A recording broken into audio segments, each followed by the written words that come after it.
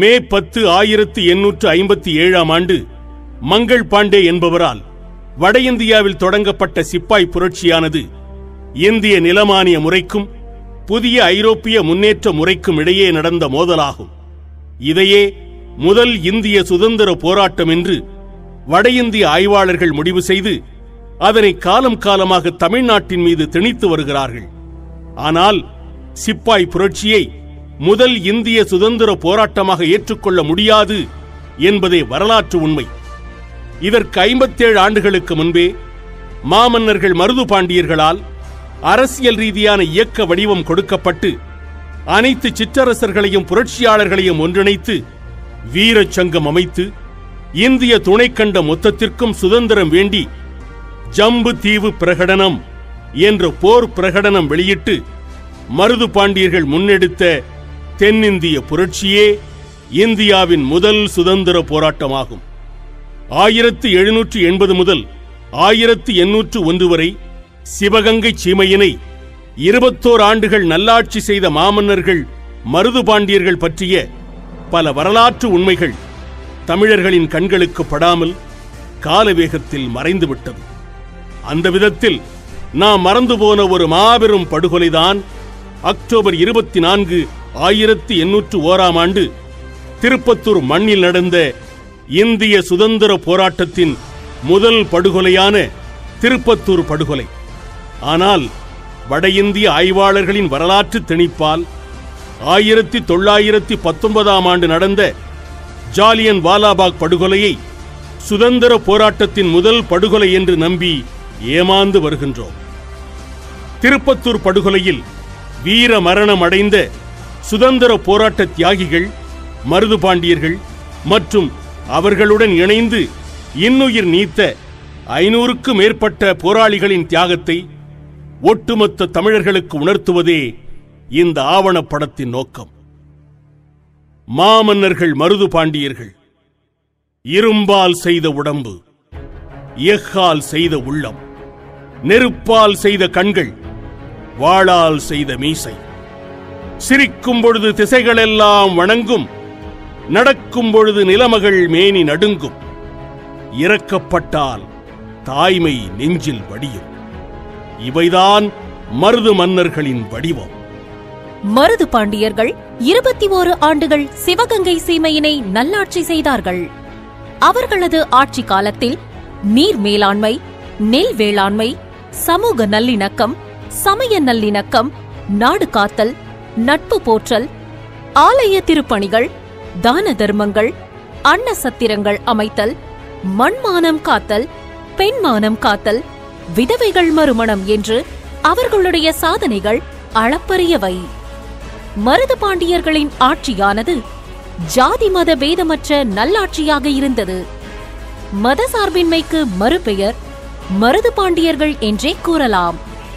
இந்து மக்களுக்கு பல்வேறு கோவில்களையும், கிறிஸ்தவ மக்களுக்கு தேவாலயமும், முஸ்லிம் மக்களுக்கு பள்ளிவாசல்களை கட்டியும் பல்வேறு திருப்பணிகளையும் செய்தனர். காளையார் கோவில்.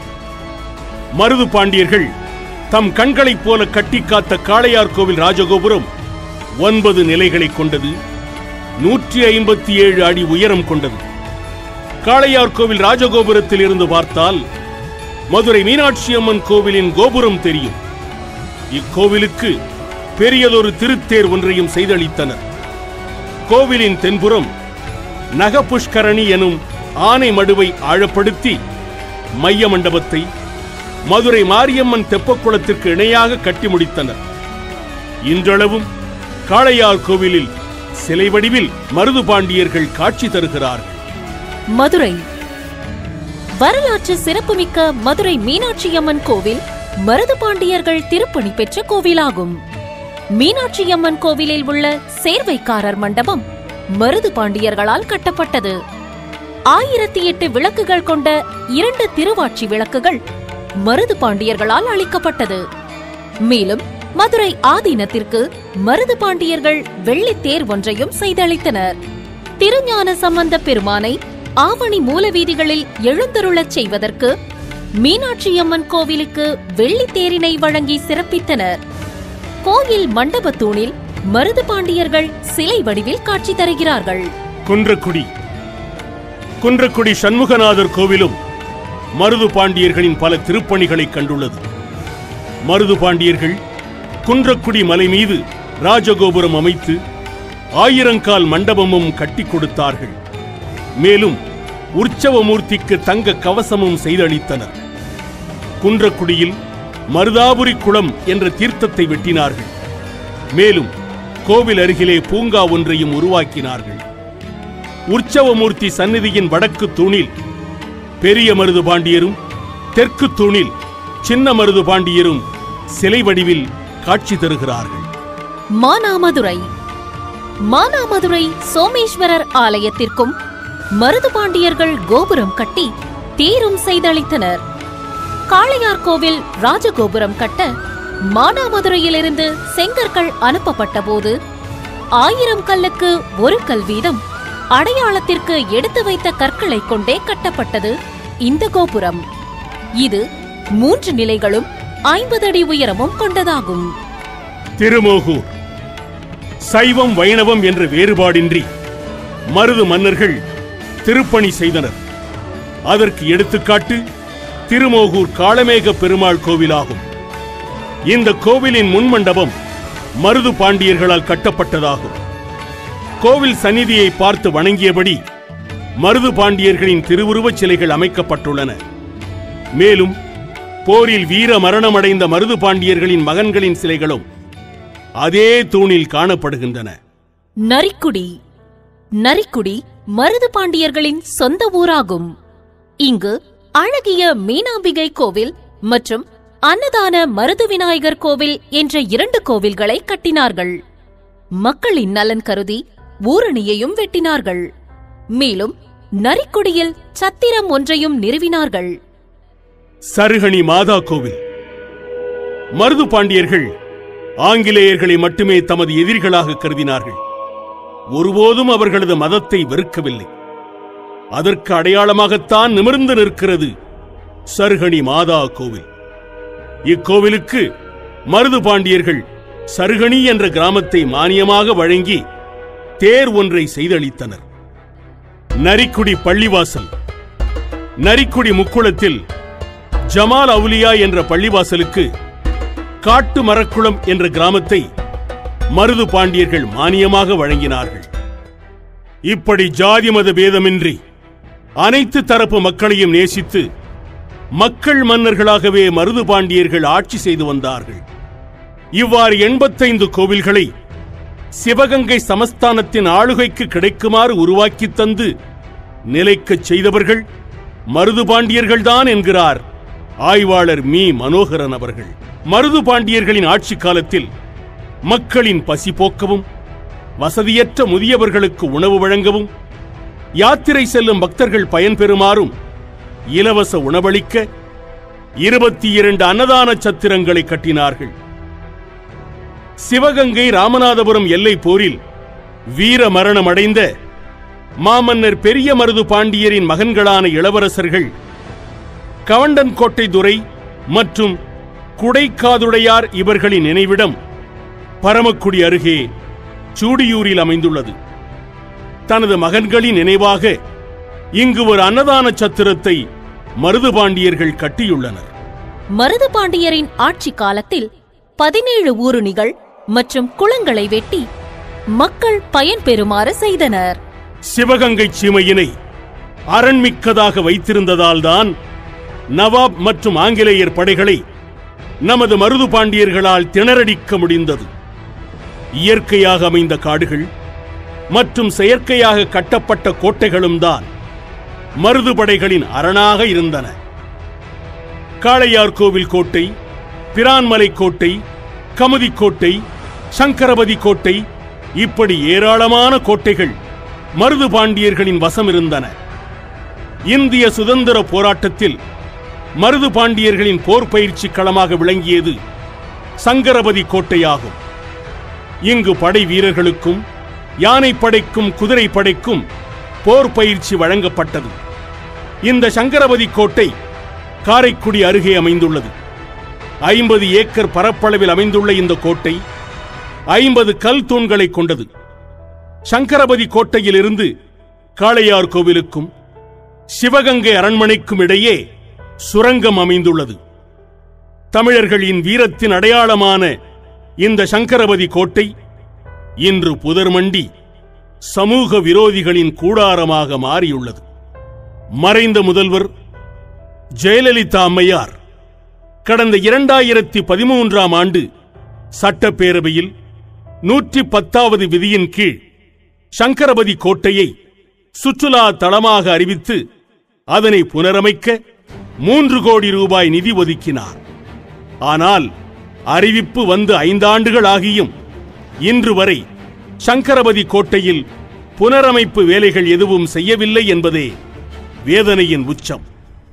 தமிழக அரசு உடனடியாக கவனம் செலுத்தி அழிந்து வரும் சங்கரபதி கோட்டையை காக்க வேண்டும் என்பதே சமூக ஆர்வலர்களின் வேண்டுகோள். சமூக சீர்திருத்தவாதிகள் விதவை மறுமணத்தை பல சமுதாயங்கள் ஏற்றுக்கொள்ளாத நிலையில் ஆந்திராவில் கந்துக்கூரி வீரேசலிங்கம் பந்துலு, தமிழகத்தில் தந்தை பெரியார் போன்றவர்கள் பல எதிர்ப்புகளை சமாளித்து விதவை மறுமணத்தை நடைமுறைப்படுத்தினார்கள் என்பது நாம் அறிந்ததுதான். ஆனால் அதற்கும் 1.5 நூற்றாண்டுக்கு முன்பே நமது தமிழ் மண்ணில் மாமன்னர்கள் மருது பாண்டியர்கள் விதவை மறுமணத்தை ஆதரித்த சமூக சீர்திருத்தவாதிகள் என்பது நம்மில் எத்தனை பேருக்கு தெரியும்? திருப்புவனம் அருகிலுள்ள மடப்புரம் காளி கோவிலுக்கு ஒரு சமயம் மருது பாண்டியர்கள் சென்ற வேளையில் அங்கு இருந்த பெண்களில் அதிக அளவில் இளம் பெண்கள் வெள்ளை புடவையுடன் காணப்பட்டனர். இதை பற்றி விசாரித்த போது ஒரு குறிப்பிட்ட சமூகத்தை சேர்ந்த விதவை பெண்கள் இவர்கள் என்றும், இந்த சமூகத்தில் விதவை மறுமணம் இல்லை என்பதையும் மருது பாண்டியர்கள் அறிந்தார்கள். இந்த கொடுமையை நிறுத்த வேண்டுமென்று அந்த சமூகத்தைச் சேர்ந்த பெரியவர்களிடம் மருது பாண்டியர்கள் பேசினார்கள். ஆனால் அவர்கள் மறுமணம் செய்வதை இழிவாக கருதி, நாங்கள் ஒரு கட்டு தவிர மறுகட்டு கட்டுவதில்லை என பெருமையாக பதில் கூறினார்கள். சரி, இவர்களை தகுந்த நேரத்தில் திருத்துவோம் என்று மருது பாண்டியர்கள் விட்டுவிட்டனர். அந்த சமூகத்தில் பெரும்பாலானோர் அரசு நிலங்களில் குத்தகைக்கு விழுபவர்கள். அறுவடை காலம் வந்த நிலையில் அந்த சமூகத்தைச் சேர்ந்த உழவர்கள் நிலங்களில் அறுத்த கதிரை களத்திற்கு கொண்டு வர ஒரு கட்டு கட்டினார்கள். மறுகட்டு கட்டினால்தானே கதிர்கள் தலையில் தூக்கி வைக்கும் போது அவிழாமல் இருக்கும். ஆனால் அந்த சமயத்தில் மருது பாண்டியர்களின் கிராம கணக்கர் அங்கு வந்து மறுகட்டு கட்டக்கூடாது என்று தடுத்து நிறுத்தி, அன்று மருதரசர்களிடம் நாங்கள் மறுகட்டு கட்டுவதில்லை என்று கூறியதை மறந்துவிட்டீர்களா என்று கூறினார்.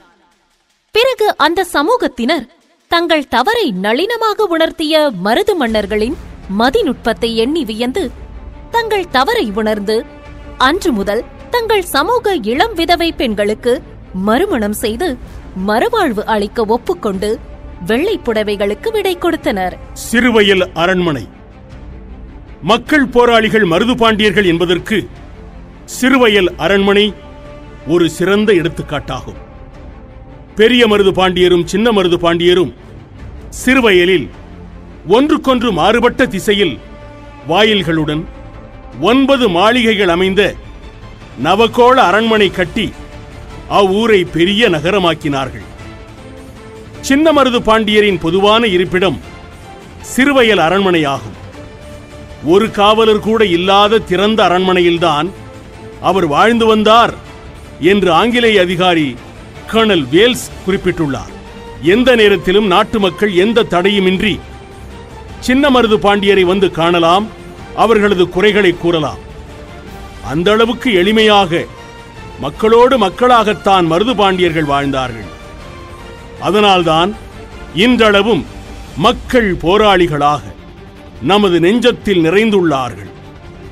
மேலும் தற்போது எஞ்சியுள்ள அரண்மனையில் மருது பாண்டியர்கள் பயன்படுத்திய எரியீட்டிகள், வளரிகள், சுறாமுள், பிச்சுவாக்கள், கர்லா கட்டைகள் போன்ற சில ஆயுதங்கள் இன்றளவும் பாதுகாப்பாக வைக்கப்பட்டுள்ளன. செப்பு நாணயங்கள். பெரிய மருது பாண்டியர் ஆற்காடு நாணயத்தினை தனது விரல்களின் நடுவில் வைத்து வளைக்கக்கூடிய வலிமை பெற்றவர் என்று கர்னல் வேல்ஸ் குறிப்பிட்டுள்ளார்.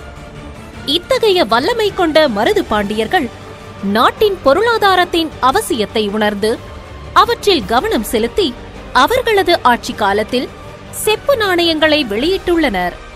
திருப்புவனம் மருத மரங்கள்.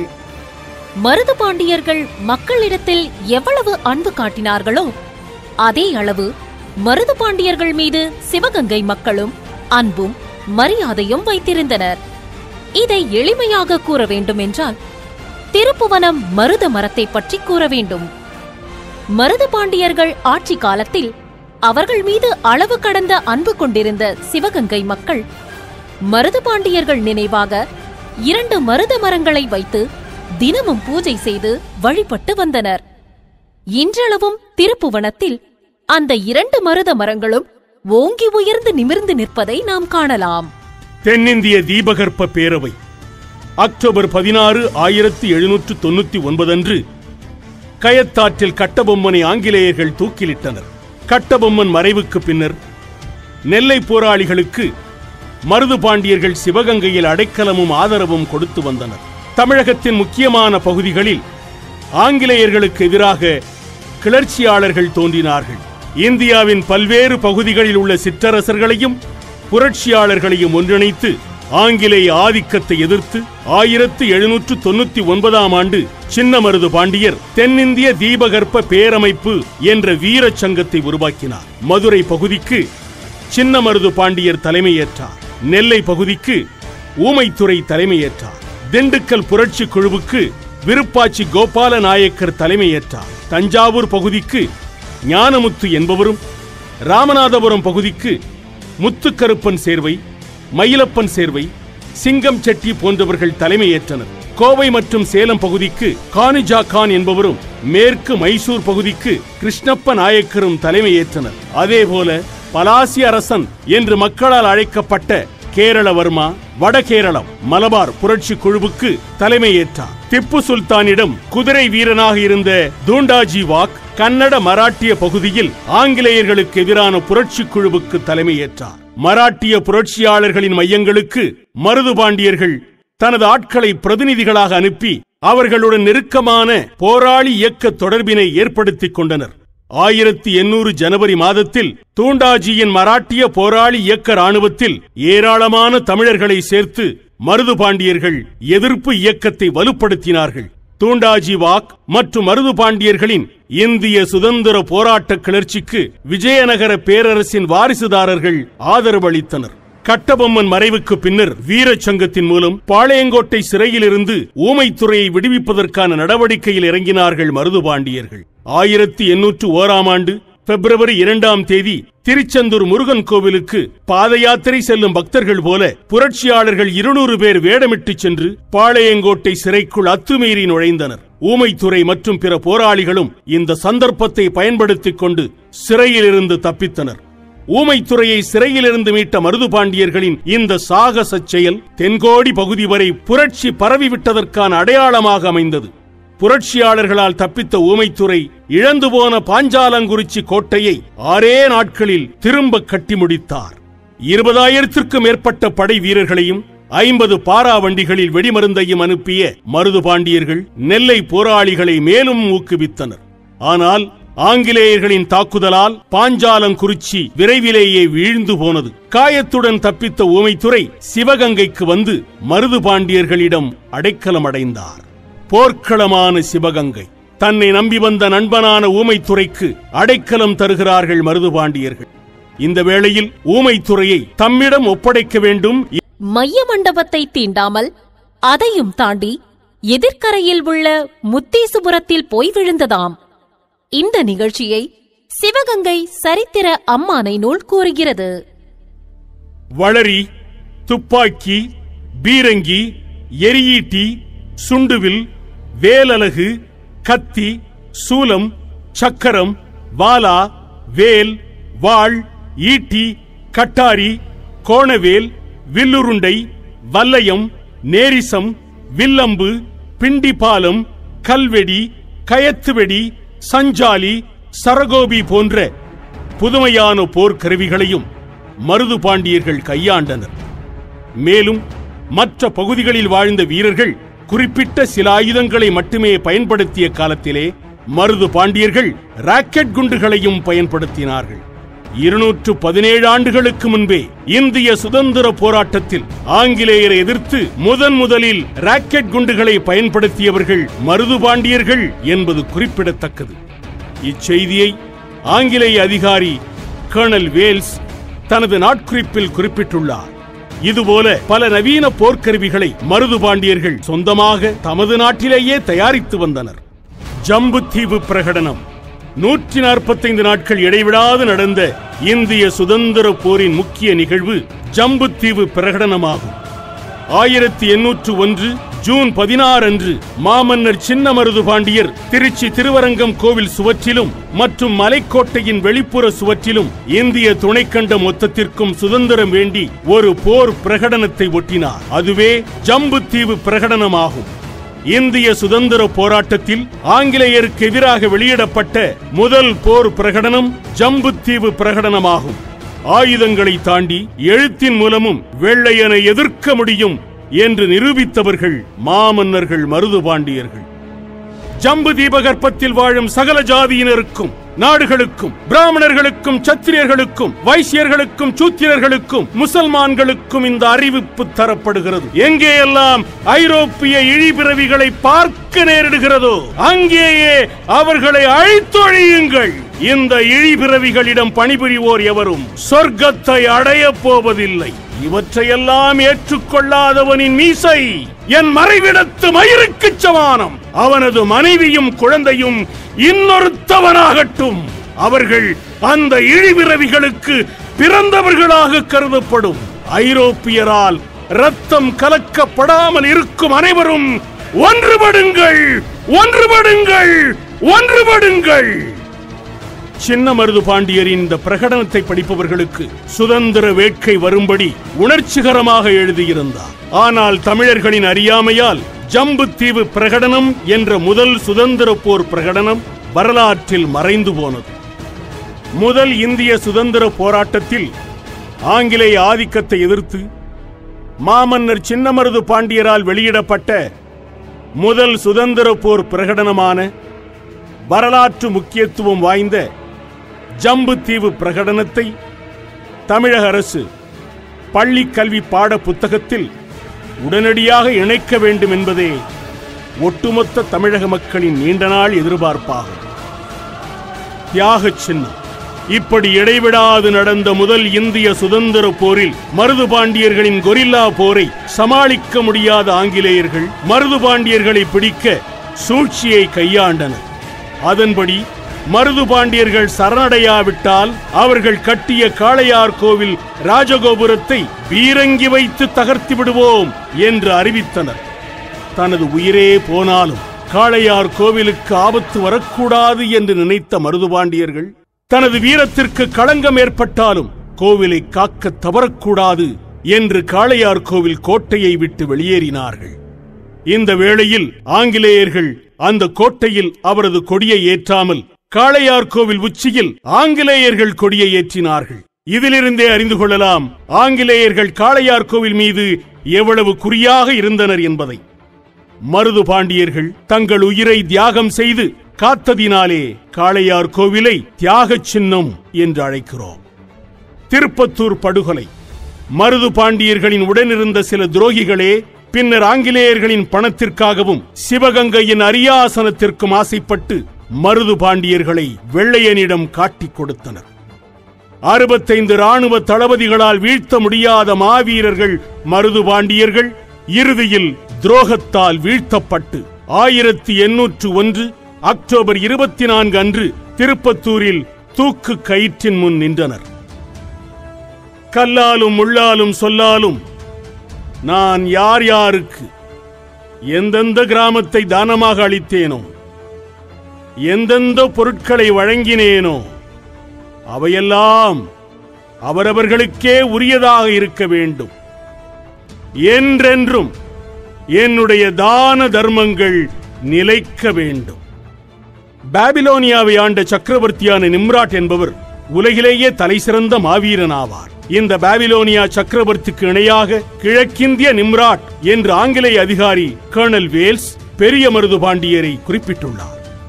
தனது உயிர் பறிபோகும் இறுதி நொடியிலும் தனது குடும்பத்தை பற்றி யோசிக்காமல் நாட்டு மக்களின் நலனை எண்ணி நாட்டிற்காக தன் வாழ்நாள் முழுவதும் போராடி இறுதியில் தன்னுயிரையும் தியாகம் செய்தார் மாமன்னர் பெரிய மருது பாண்டியர். இந்திய சுதந்திர வரலாற்றிலேயே சிங்கத்தை அடைக்கும் இரும்பு கூண்டிற்குள் அடைத்துச் சென்று தூக்கிலிடப்பட்ட ஒரே வீர தமிழன் மாமன்னர் சின்னமருது பாண்டியர்.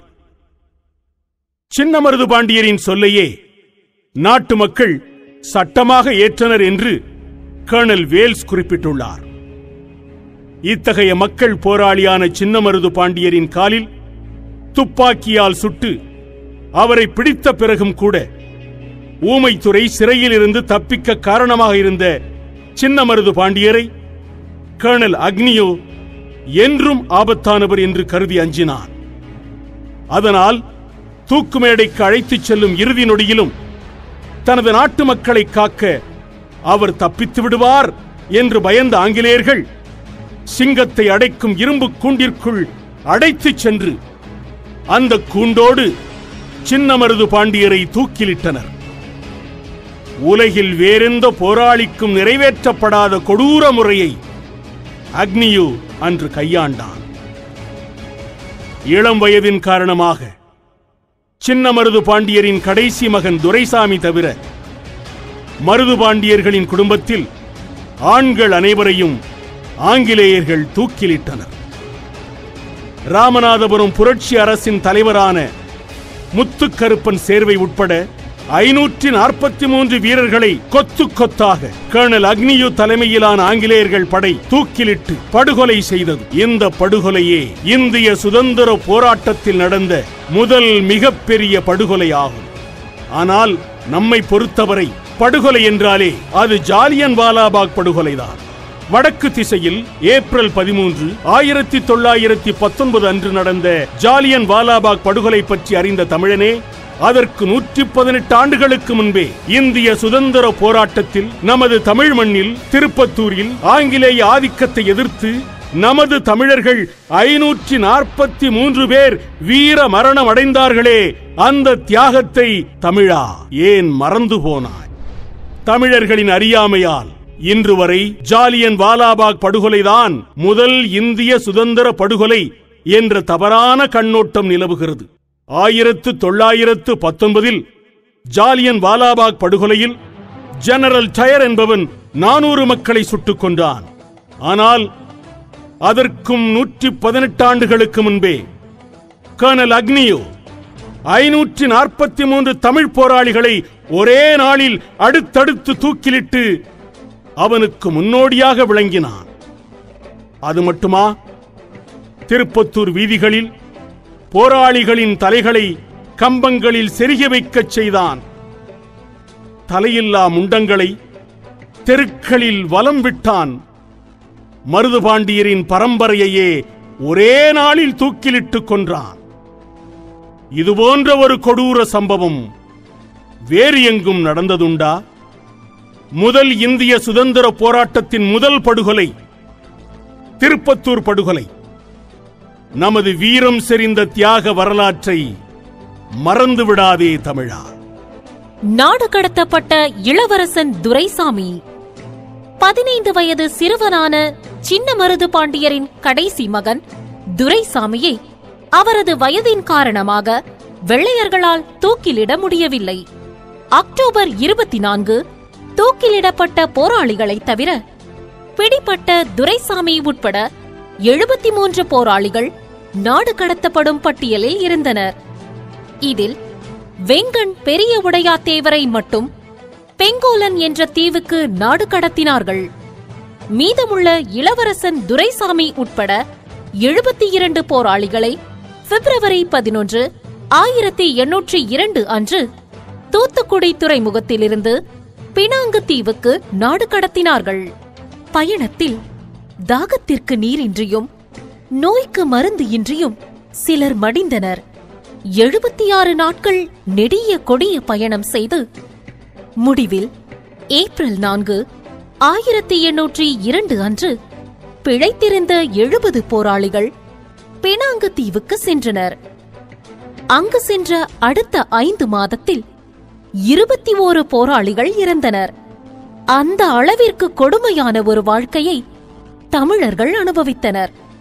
தனது கண் முன்னே தனது தந்தை சின்னமருது பாண்டியரையும் தனது குடும்பத்தையும் ஆங்கிலேயர்கள் தூக்கிலிடுவதை பார்த்து மனதளவில் இறந்த பின்னர் தூர தேசத்தில் பினாங்கு தீவில் துணையின்றி தனது குடும்பத்தின் நினைவுடன் வாழ்ந்த அந்த சிறுவன் துரைசாமியின் மனநிலையை வார்த்தைகளால் விவரிக்க முடியாது. ஆனால் தாய் நாட்டின் விடுதலைக்காக இத்தகைய கொடுமையை அனுபவித்த 73 தமிழர்களின் தியாகத்தை இந்த நாடு மறந்து போனது என்பதே நிதர்சனமான உண்மை. இந்திய சுதந்திர போராட்டத்திற்காக போரிட்டு இன்னுயிர் நீத்த மருது பாண்டியர்களின் தியாக வரலாற்றை கௌரவப்படுத்தி இந்தியா சுதந்திரம் பெற்ற 57 ஆண்டுகள் கழித்து இந்திய அரசு மருது பாண்டியரின் அஞ்சல் தலையை வெளியிட்டது.